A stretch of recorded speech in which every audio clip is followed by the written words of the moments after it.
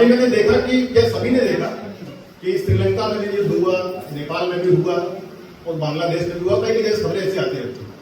तो यहाँ के लोगों में उबाल फूटा, जो देश विरोधी थे उनके रगों में उबाल फूटा कि हम भी यहाँ पे नेपाल बना देंगे। 4 लाइनें वहां पे देता हूँ, सुनिएगा। कि वो जो कहते हैं कि नेपाल बना डालेंगे, कि वो जो कहते हैं कि नेपाल बना डालेंगे, भारत हाल को बेहाल बना डालेंगे।